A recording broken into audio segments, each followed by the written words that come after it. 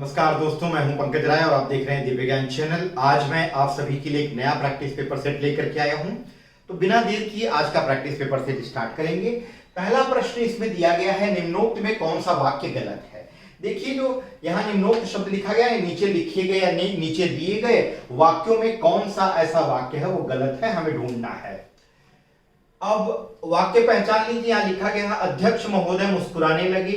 दूसरा है, ईश्वर आपका भला करे। तीसरा है, यह ग्रंथ हिंदी लिपि में है। और चौथा वाक्य दिया गया है, ओह तुम कल जाओगे। तो देखिए, यहां अध्यक्ष महोदय मुस्कुराने लगे, इस वाक्य में कोई गलती नहीं है, आप इसको चेक कर सकते हैं, वाक्य सही लिखा गया है। ईश्वर आपका भला करे, यह भी वाक्य ठीक है, इच्छा बोधक है, सही है। ओह तुम कल जाओगे, विस्मयादि बोधक वाक्य है, सही है। लेकिन यह वाक्य देखिए, सी विकल्प में जो दिया गया है, यह ग्रंथ हिंदी लिपि में है। लिपि हिंदी नहीं होती, लिपि कौन सी होती है, देवनागरी। तो यहां क्या आना चाहिए था, देवनागरी।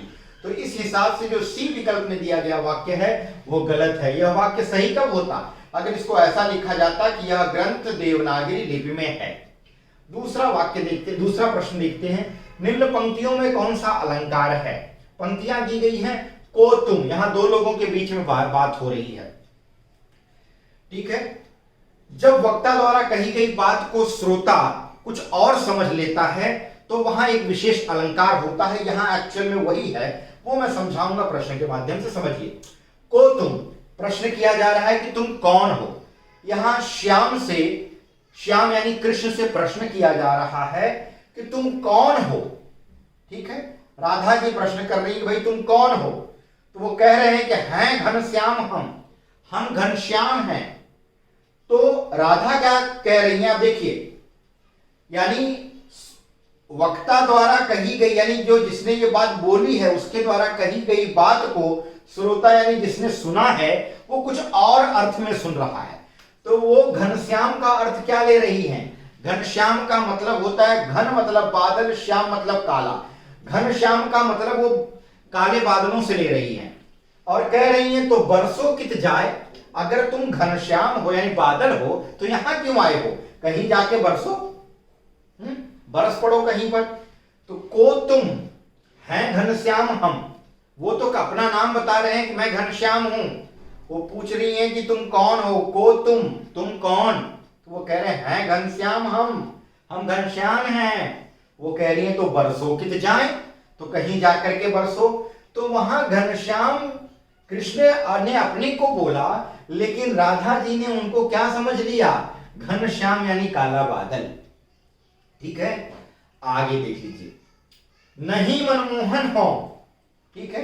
फिर वो क्या कह रहे हैं कि नहीं मनमोहन हो प्रिय, फिर क्यों फरकत पाए, फिर क्यों फरकत पाए, पर करत पाए, ठीक है। अब यहां पर कहा गया है कि अगर आप मनमोहन हो तो यहां पर क्यों आए हो, यहां पर क्यों फिर रहे हो, ठीक है। अब गौर करने वाली बात यह है कि यहां घनश्याम का कुछ और अर्थ लिया जा रहा है।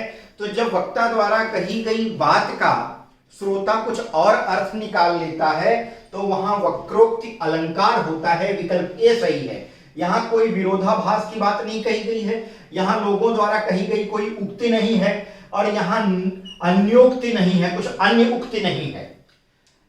आगे तीसरा प्रश्न देख लेते हैं, गिरिधर में समास है। देखिए, गिरिधर शब्द इनमें दो पद मिले हुए हैं, गिरि और धर। गिरि यानी पर्वत, धर यानी धारण करने वाला, पर्वत को धारण करने वाला, ठीक है। अर्थात गिरिधर यानी गिरि को धारण करने वाला, अर्थात कृष्ण। तो यहां पर ये दोनों पद यानी पूर्व पद और उत्तर पद, ये दोनों मिलकर के यानी ये समस्त पद मिलकर के किसी अन्य पद की तरफ इशारा कर रहे हैं। तो ऐसे समास को हम कौन सा समास कहेंगे, बहुव्रीहि समास। यहां अव्यय नहीं है, जहां पर पूर्व पद अव्यय होता है उसको अव्ययी भाव समास कहते हैं। यहां पर कोई विशेषण विशेष्य का संबंध नहीं है या उपमेय उपान का संबंध नहीं, इसलिए कर्मधारय भी नहीं है। तत्पुरुष होने का यहां सवाल ही नहीं है, क्योंकि दूसरा पद प्रधान हो और दोनों का विग्रह यानी समास का विग्रह करने पर, अलग अलग करने पर बीच में कारक की विभक्तियां पाई जाएं तब वहां तत्पुरुष समास होता है, तो ये नहीं है। चौथा प्रश्न देखते हैं, तो तीसरे में कौन सा विकल्प सही था? डी। चौथा प्रश्न देखते हैं, प्राचीन भारतीय लिपियों में, यहां रिक्त स्थान दिया गया है, लिपि सर्वश्रेष्ठ मानी जाती है। कौन सी प्राचीन भारतीय लिपियों में ऐसी लिपि है जो सर्वश्रेष्ठ मानी जाती है? अब इसमें एक ऑप्शन दिया गया है रोमन, सी विकल्प। तो रोमन तो पहली बात की वो भारतीय लिपि नहीं है, इस हिसाब से ये गलत है। देवनागरी, ब्राह्मी, इनमें से कोई नहीं। अब हमें ये दो विकल्प दिए गए हैं जिनमें नाम है, यहां तो कोई नाम ही नहीं है। इन दोनों विकल्पों में देखेंगे तो देवनागरी लिपि जो है वो ब्राह्मी लिपि से पैदा हुई है, यानी कि ब्राह्मी लिपि पुरानी है। तो अगर कहा जाए कि प्राचीन भारतीय लिपियों में लिपि सर्वश्रेष्ठ है तो कौन सी लिपि सर्वश्रेष्ठ है? ब्राह्मी लिपि। यहां विकल्प भी आएगा और इस रिक्त स्थान में ब्राह्मी भरा जाएगा। आगे देख लेते हैं, इसको ब्राह्मी पढ़ेंगे, ब्राह्मी नहीं। आधा म नहीं, आधा ह बीच में आ रहा है। जैसे आप चिन्ह को गलत पढ़ते हैं, चिन्ह पढ़ा जाता है, चिन्ह नहीं। सर्वनाम है। सर्वनाम क्या है? विकारी शब्द होता है सर्वनाम या अविकारी शब्द होता है? ए और बी दोनों सही है। तो पहली बात ये जान लीजिए कि सर्वनाम या तो विकारी होगा या तो अविकारी होगा। ये और बी दोनों तो होगा नहीं कि वो विकारी भी हो और अविकारी हो। तो कोई नहीं वाला तो बात ही नहीं है, इन दोनों में से ये ढूंढना है। और ए और बी दोनों हो नहीं सकते, ये दो विकल्प तो ऐसे ही चले गए।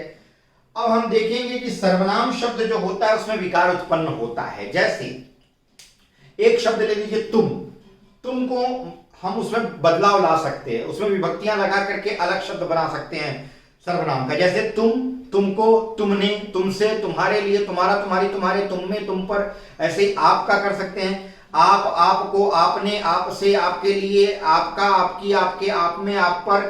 तो ये क्या है? विकारी शब्द होता है। कौन? सर्वनाम। यानी चेंजेबल वर्ड्स होते हैं जो प्रोनाउन होते हैं। सर्वनाम विकारी शब्द है, बदलाव इसमें आ सकता है। ऐसे ही मैं ले लीजिए, मैं, मैंने, मुझे, मुझको, मुझसे, मेरा, मेरी, मेरे, मुझ में, मुझ पर। अविकारी शब्द नहीं है, ये नॉन चेंजेबल वर्ड नहीं है। तो विकल्प ए सही होगा। छठवां प्रश्न देख लेते हैं, सरोज स्मृति के रचयिता कौन है? सरोज स्मृति सूर्यकांत त्रिपाठी जी की रचना है। इसको आपको बाय हार्ट करना पड़ेगा। सूर्यकांत त्रिपाठी निराला, इसमें उन्होंने ये एक कविता संग्रह है, ठीक है। इस कविता संग्रह में उन्होंने अपनी पुत्री सरोज के बारे में वर्णन किया है, जिसकी मृत्यु 18 साल की उम्र में हुई थी। 18 वर्ष की उम्र में इनकी बेटी मर गई थी। तो इस कवि ने यानी सूर्यकांत त्रिपाठी निराला जी ने, इन्होंने क्या किया था? सरोज स्मृति नाम की एक रचना लिखी थी। और यह रचना कब लिखी गई थी? 1935 में, सन 1935 में। आगे आ जाते हैं, बी विकल्प सही था, ये आपको बाय हार्ट करना पड़ेगा। सातवां प्रश्न देख लेते हैं, द्वंद्व समास का सही सामासिक पद चुनिए। द्वंद्व समास आप जानते हैं, आज ही मैंने सुबह सुबह आपको समास की वीडियो डाली थी, बताया था। अगर आपको कोई डाउट है तो उस वीडियो में आप जाके देख सकते हैं। द्वंद्व समास क्या होता है, फिर भी मैं शॉर्ट में बता देता हूं। द्वंद्व समास वह समास होता है जिसके दोनों पद, ठीक है, प्रधान होते हैं, यानी कोई पद गौण नहीं होता। दोनों पद बराबर का महत्व रखते हैं। और क्या होता है? दोनों का विग्रह करने पर संयोजक शब्द प्रयोग किए जाते हैं बीच में। जैसे रात दिन मैंने लिखा, रात दिन, इसका विग्रह किया जाएगा तो क्या हो जाएगा? रात और दिन। तो द्वंद्व समास का सही सामासिक पद चुनिए। पुष्पधन्वी, ठीक है, ये तो होगा नहीं। त्रिलोकी, यहां पहला पूर्व पद जो है वो संख्यावाची, ये भी नहीं होगा। मंत्री परिषद, मंत्रियों के लिए परिषद, ठीक है, ये भी नहीं होगा। आगे आ जाइए, यहां तत्पुरुष समास होगा, यहां द्विगु समास होगा, यहां कर्मधारय समास होगा। यहां देखिए दिवारात्रि, दिवारात्रि, दिवा मतलब दिन, रात्रि मतलब रात। दिवारात्रि का जब हम विग्रह करेंगे, समास विग्रह, तो बीच में और लगाएंगे, दिवा और रात्रि, यानी दिन और रात, ठीक है। तो बी विकल्प सही होगा द्वंद्व समास के लिए। आठवां प्रश्न देख लेते हैं मित्रों, गौर करिए। तुषार के लिए पर्यायवाची शब्द है, आपको बाय हार्ट करना पड़ेगा ये भी, तुषार शब्द। तो तुषार का मतलब सुबह की जो ओस की बूंदें होती हैं वो तुषार कहलाती हैं, ठीक है, ओला एक तरह से कहिए। तो ये तत्काल जो है वो तो होगा नहीं। तत्क्षण यानी तुरंत के लिए आता है, फौरन, तो इसका मतलब तो तुरंत होता है। और ये लिखा गया तुषार, ठीक है, स्वस्थ भी नहीं होगा, यहां स्वस्थ से कोई मतलब ही नहीं है तुषार का, तो यानी बी विकल्प भी गलत है। निरोग या रोगहीन। नखत यानी नक्षत्र के बारे में बात की जा रही है, ये भी सवाल ही नहीं है। लास्ट देख लीजिए, पाला। पाला पड़ना मतलब सुबह जो ओस की बूंदें पड़ती हैं, ठंडी ज्यादा पड़ती है, तो जब ओस गिरती है, शीत गिरती है, उसको पाला कहते हैं। शीत यानी ठंडी और हिम यानी बर्फ। तो ये जो है डी विकल्प, ये तुषार के पर्यायवाची के रूप में प्रयोग किए जाते हैं तीनों शब्द, तो डी विकल्प सही होगा। आगे आ जाए, यहां देख लीजिए, ड के नीचे डॉट लगा है और ढ के नीचे डॉट लगा है। ट वर्ग का अक्षर देखते हैं आप, ट ठ ड ढ अण। इसमें ये ड ढ जो है, ड के नीचे जब डॉट लग जाता है अड़ बन जाता है, और ढ के नीचे जब डॉट लग जाता है तो ये अढ़ बन जाता है। तो इन बिंदुओं के लगने से इनके उच्चारण में भी परिवर्तन हो जाता है। ठीक है, ये आगत व्यंजन हम कह सकते हैं ये, और इनको सजातीय वर्ण तो कह नहीं सकते, ये एक ही जाति वाले नहीं है। विजातीय वर्ण भी नहीं कहा जा सकता इनको, सजाती विजाती से इनका कोई मतलब ही नहीं है। इनमें से कोई ये भी ना बात नहीं है, क्योंकि ये सी विकल्प सही है। ये विकसित वर्ण है, विकसित ध्वनियां हैं ये दो। ठीक है, विकसित वर्ण है, विकसित वर्ण कहेंगे इनको, ध्वनियां नहीं, विकसित वर्ण हैं। क्योंकि हिंदी के बहुत सारे ऐसे शब्द हैं जिनको लिखने के लिए इन दोनों का प्रयोग किया जाता है, पेड़ है, पढ़ना है। ठीक है, तो ऐसे अर्थ में इनको हम विकसित ध्वनि कहेंगे, विकसित वर्ण कहेंगे। सी विकल्प सही है। 10वां प्रश्न देख लीजिए, मैं किसी योजना को अधूरा नहीं छोड़ता, किस प्रकार का वाक्य है? विविधात्मक। विविधात्मक कोई वाक्य ही नहीं होता, नंबर 1 चीज। विधिवाचक होता है, ये तो नहीं है। यहां देख लीजिए, निश्चयात्मक। निश्चयात्मक भी कोई वाक्य नहीं होता, निश्चयवाचक सर्वनाम होता है। अब यहां देख लीजिए, निषेधात्मक लिखा है और प्रश्नवाचक। क्या इस वाक्य को पढ़ करके कोई प्रश्न का बोध हो रहा है? नहीं, तो सी भी नहीं है। डी देख लीजिए, निषेधात्मक यानी निगेटिव, NEGATIVE, निगेटिव सेंटेंस। ठीक है, मैं किसी योजना को अधूरा नहीं छोड़ता, ये वाक्य नहीं लगने के कारण निगेटिव हो गया, तो ये निषेधात्मक वाक्य हो गया। डी विकल्प सही है। आगे आ जाइए, ओजस्वी। वाक्य का अर्थ अगर देखेंगे, भाव तो सकारात्मक है, लेकिन वाक्य की रचना जो है वो नकारात्मक, इसलिए निषेधात्मक होगा। ठीक है, ओजस्वी का वर्ण विच्छेद होगा। ओजस्वी का वर्ण विच्छेद करना है तो ओ स्वर है, तो जहां ओ लगा है पहले तो ओ ढूंढेंगे, हर एक विकल्प में पहला लेटर ओ है, तो इस हिसाब से सभी सही है। उसके बाद ज है, और ज पूरा ज है, तो यानी ज में अ लगा हुआ आएगा, यानी कि ज हलंत के साथ लिखा जाएगा और उसके बाद अ आएगा। तो ज हलंत के साथ कहां है और कहां नहीं है? बी विकल्प देखिए, यहां ज हलंत के साथ नहीं, इसका मतलब ही गलत है। और जिसमें हलंत के साथ है उसके बाद अ किसमें किसमें है? देखिए, इसमें भी है, इसमें भी है, इसमें भी है, यानी ये तीनों विकल्प यहां तक तो सही है। आगे आ जाइए, इसके बाद लिखा गया है आधा स, तो यानी स में अ नहीं लगा है, इसका मतलब है कि स हलंत के साथ लिखा जाएगा। यहां देखिए स पूरा लिखा गया है, ये गलत है, पहला यही गलत हो गया। अब दो गलत हो गए। सी वाला देख लीजिए, यहां हलंत के साथ है, यहां भी हलंत के साथ है। अब ये दो विकल्प यहां तक सही हैं, ये दोनों विकल्प ओ जमा आधा ज जमा अ जमा आधा स, यहां तक तो सही हो गया। अब गौर करिए, आधा स के बाद क्या लगा है? व, और व में ई लगी है, यानी हलंत के साथ व लिखा जाएगा, और व में दीर्घ ई लगी है तो दीर्घ ई लिखी जाएगी। लेकिन सी विकल्प में देखिए, यहां व हलंत के साथ लिखा गया, लेकिन ह्रस्व ई लगी है, इसलिए यह गलत हो गया सी विकल्प। और कौन सा विकल्प सही हुआ? डी, क्योंकि ओ जमा आधा ज जमा अ जमा आधा स जमा व हलंत के साथ जमा दीर्घ ई, तो ओजस्वी का वर्ण विच्छेद डी वाला सही होगा। आगे आ जाइए, 12वां प्रश्न, चंद्रोदय में संधि है। चंद्रोदय मैंने आपको बताया था, एक पहचान करना कि शब्द के बीच में ही विकार नजर आते हैं, क्योंकि आप संधियों में जानते हैं कि दो शब्दों को मिलाया जाता है, पहले शब्द का अंतिम वर्ण और दूसरे शब्द का पहला वर्ण मिलकर के विकार उत्पन्न करता है, और जो परिवर्तन नजर आता है वो शब्द के बीच में नजर आता है। ठीक है, अब यहां लिखा गया है ओ की मात्रा, और ओ की मात्रा कौन सी संधि में आती है? तो मैं बताना चाहूंगा, ओ की मात्रा गुण संधि में आती है, क्योंकि जब अ या आ के बाद ई आती है, ठीक है, या ई आती है, अ या आ के बाद ह्रस्व ई आए या दीर्घ ई आए तो ए बन जाता है, और अ या आ के बाद अगर ह्रस्व ऊ या दीर्घ ऊ आए तो ओ बन जाता है, ठीक है। अ या आ के बाद री आए तो अर बन जाता है।